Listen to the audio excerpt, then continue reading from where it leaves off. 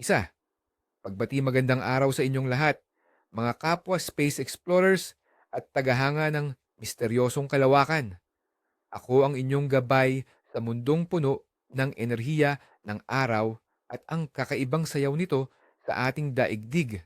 Humanda na kayo dahil susuriin natin ang mga alon ng cosmic na maaaring magpabago sa inyong linggo. May nagaganap sa kalawakan na dapat nating paghandaan. Ikalawa, nakakaintrigang hook. Ngayong linggo, ang araw ay naghahanda ng serye ng mga sorpresa na maaaring magdala ng kakaibang enerhiya sa ating planeta. Maaaring humarap tayo sa mga geomagnetic na alon na magpapaalala sa atin ng walang humpay na kapangyarihan ng ating bituin. Mula sa naglalagablab na ibabaw nito, may mga puwersa na naglalakbay milyon-milyong kilometro patungo sa atin, handang makipaglaro sa ating magnetosfera. Isang di nakikitang alon ay patungo na sa daigdig. Tatlo, pangkalahatang pagtataya sa linggo. Sa pangkalahatan, ang linggong ito mula Enero 19 hanggang Enero 25, 2026 ay magiging isang linggo ng pabago-bagong aktibidad. Sisimulan natin ang linggo na may katamtamang pagsubok ng geomagnetic na kaguluhan na magmumula sa nakaraang aktibidad ng araw. Pagkatapos ng maikling pagtaas, inaasahan nating lalamig ang mga bagay-bagay sa kalagitnaan ng linggo at magtatapos tayo sa mas tahimik na mga kondisyon. Gayunpaman, ang kosmos ay puno ng sorpresa at palaging may panganib ng biglaang pagbabago mula sa mga hindi inaasahang solar flare or coronal hole. Apat, maikling paliwanag sa agham. Ano na nga ba ang magnetic storm at paano ito nakakaapekto sa atin? Ang magnetic storm o geomagnetic storm ay isang malaking kaguluhan sa magnetosfera ng daigdig, ang protektibong bula ng magnetic field na pumapalibot sa atin. Ito ay nagaganap kapag ang mabilis na daloy ng enerhiya mula sa araw, tulad ng mga solar flare, coronal mass ejections, CMS, or mabilis na daloy ng solar wind mula sa coronal hole, ay sumasalpok sa magnetic field ng daigdig. Solar flare, ito ay isang matinding pagsabog ng enerhiya mula sa ibabaw ng araw, naglalabas ng radiation sa lahat ng direksyon at nagiging sanhi ng radio blackout sa daigdig. Coronal mass ejection, WACE EME. Ito ay malalaking ulap ng plasma at magnetic field na inilalabas mula sa korona ng araw na naglalakbay patungo sa kalawakan. Kung ito ay direktang patungo sa daigdig, maaari itong magdulot ng matinding magnetic storm, Ipansite 4, first search. Coronal hole. Ito ay mga rehiyon sa atmosfera ng araw kung saan bukas ang magnetic field lines na nagpapahintulot sa solar wind na lumabas sa napakabilis na bilis na nagiging sanhi ng paulit-ulit na pagtaas ng geomagnetic na aktibidad. SAITA 2, 4, third search. Ang lakas ng isang magnetic storm ay sinusukat gamit ang KPU index at ang G level. Ang KPU index ay mula 0, tahimik, hanggang siyam, matindi. Ang G levels naman ay mula G1, minor, hanggang G5, extreme, na naglalarawan ng potensyal na epekto sa daigdig. Copy 0 hanggang 3, tahimik, quiet, hanggang hindi matatag, unsettled. Kapa 4, aktibo, active. Copy 5, G1, minor storm. Kop 6, G2, moderate storm, Papa Pito, G3. Strong storm, KP8, G4. Severe storm, KP9, G5. Extreme storm. Ang mga forecast ay maaaring mabilis na magbago dahil sa pabago-bagong kalikasan ng araw at ang komplikadong interaksyon nito sa daigdig, Site 5, first search. Kaya't mahalaga ang patuloy na pagsubaybay. 5, kalendaryo ng magnetic storms sa linggo. Enero 11 hanggang Enero 25, 2026. Heto na ang detalye. araw-araw ng ating cosmic na paglalakbay sa linggong ito. Linggo, Enero, 19, 2026, ang pagsisimula ng kaguluhan. Simulan natin ang linggo na may nararamdamang presensya mula sa araw. Sa araw na ito, inaasahan natin ang Kipu Index na aabot sa 5 na nangangahulugang isang G1 na minor geomagnetic storm. Ito ay bahagi ng isang ikalawang alon ng disturbances na nagsimula bago pa ang ating linggo ng forecast, Site 4, First Search. Posibleng sanhi nito ay ang patuloy na epekto ng mabilis na solar wind mula sa isang coronal hole o ang pagdating ng isang mahinang CME, Site 2, 4, First Search, 2, Third Search. Epekto. Ang mga sensitibong individual ay maaaring makaranas ng bahagyang pagbabago sa mood, problema sa pagtulog o kaunting pagtaas ng presyo ng dugo. Sa teknolohiya, maaaring may kaunting pagkaantala sa high-frequency HF radio communications sa matataas na latitude, Site 4, First Search. Lunes, Enero, 2026, ang pagpapatuloy ng minor storm. Mananatili ang antas ng kaguluhan na may KP index na 5 na nangangahulugang G1 minor geomagnetic storm pa rin. Ito ang huling araw ng ikalawang alon bago tayo magsimulang huminga ng malalim. Ang enerhiya mula sa araw ay patuloy na magpapakita ng presensya sa ating magnetospera. Site 3, 4, First Search. Epekto. Katulad ng linggo, ang mga epekto sa kalusugan at teknolohiya ay maaaring magpatuloy. Maging handa sa posibleng minor glitches sa GPS at satellite navigation system. 2, 4, First Search. Martes, Enero, 21, 2026, isang bahagyang paghupa. Sa wakas, may kaunting ginhawa. Ang antas ng aktibidad ay magsisimulang bumaba na may KP index na 3. Ito ay nangangahulugang unsettled conditions na lamang. Ang daigdig ay magsisimulang makarecover mula sa mga epekto ng nakaraang bagyo.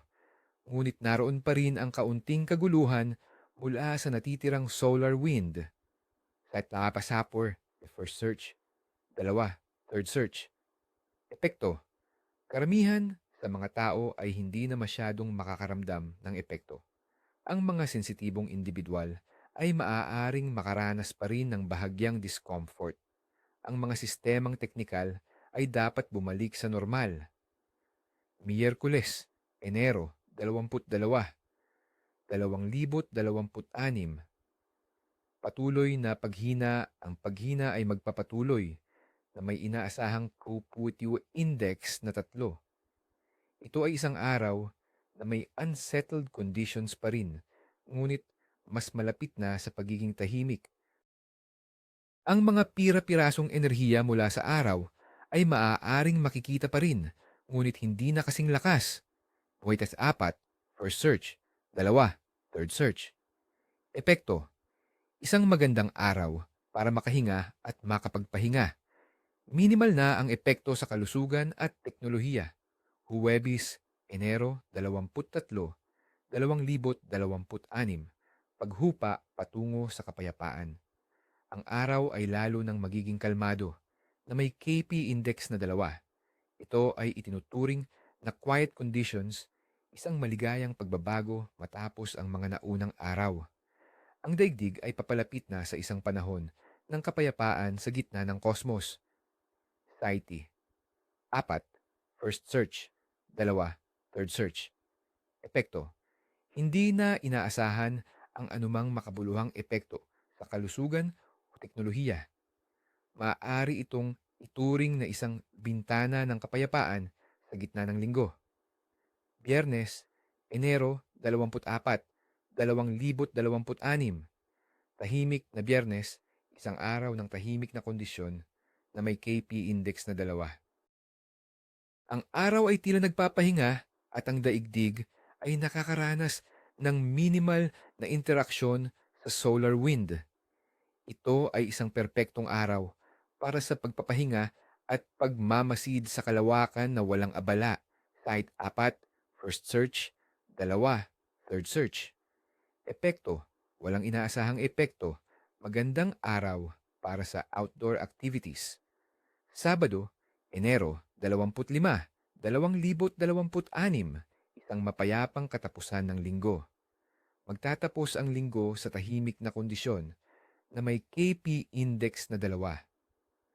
Isang maayos at payapang pagtatapos ng linggo, nagbibigay sa atin ng pagkakataong mag-recharge bago ang susunod na cosmic na forecast. Ang mga araw na ito ng pagtahimik ay mahalaga upang makabangon ang ating planeta mula sa anumang kaguluhan. Watch site, 4, first search, 2, third search. Epekto, walang inaasahang epekto. Maaaring magplano ng mga aktibidad na nangangailangan ng malinaw na isip.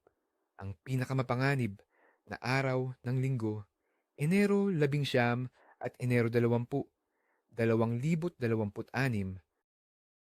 Ang mga araw na ito ang magiging pinakamapanubok. Sa Enero 11 at Enero 20, ang daigdig ay makakaranas ng Geo 1 minor magnetic storm na may K-Papa index na 5. Bagamat hindi ito isang matinding bagyo, ang mga epekto nito ay mas ramdam kaysa sa karaniwan.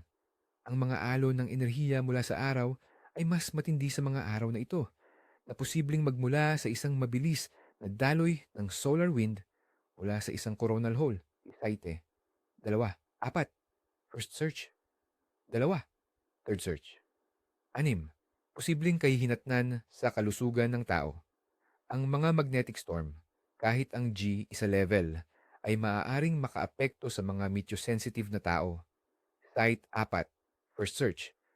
Maaari silang makaranas ng pananakit ng ulo, pagkahilo, palpitations, pagbabago sa presyo ng dugo, at pagkabigo sa tulog. Mahalaga para sa mga may kondisyon sa puso at nervous system na maging mas maingat sa mga araw na ito.